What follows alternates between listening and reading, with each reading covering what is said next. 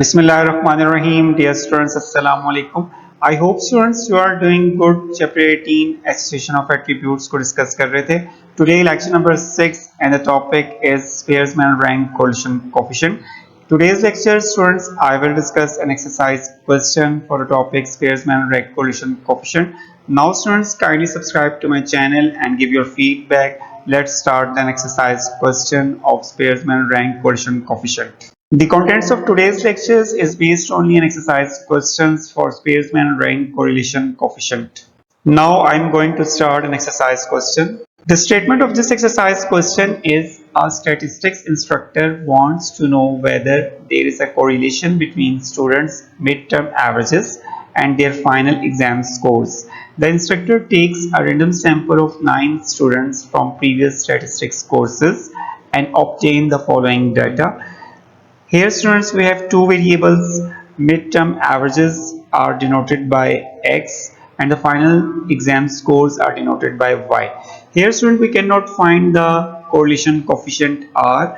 We can find the value of Spearman rank correlation coefficient because x is not your exam scores, x is your averages.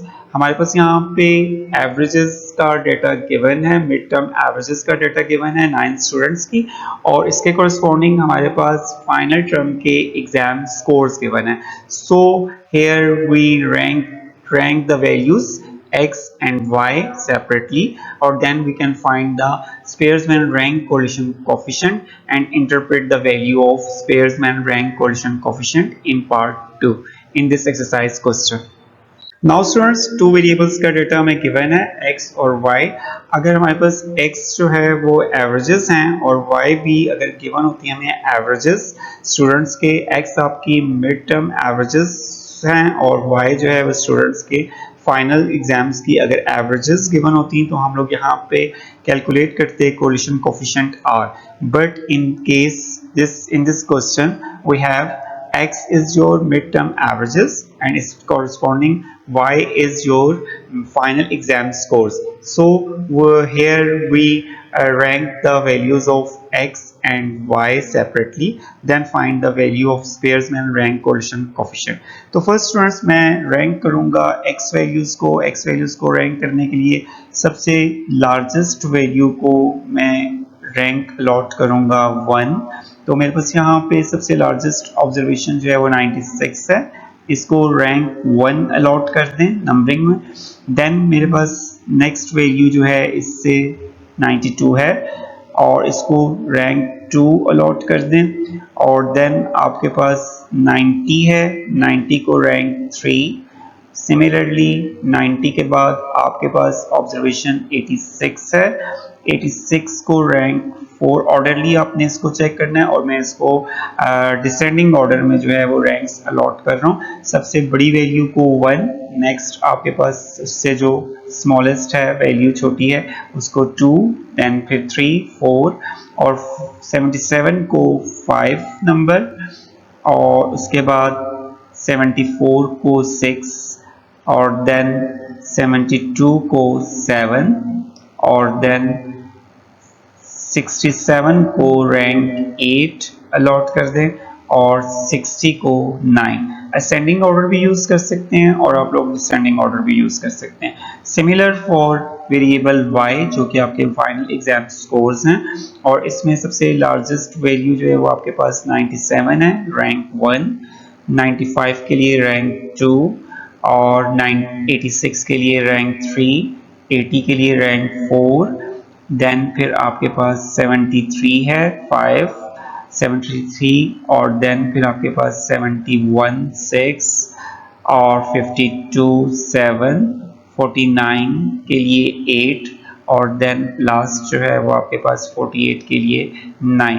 तो इनको हमने ranks allot कर दी हैं 1 2 3 और इसको मैंने डिसेंडिंग ऑर्डर के अंदर जो है वो 1 बाय 1 इसको चेक करके रैंक्स अलॉट किए हैं x डाटा को भी और y डाटा को भी.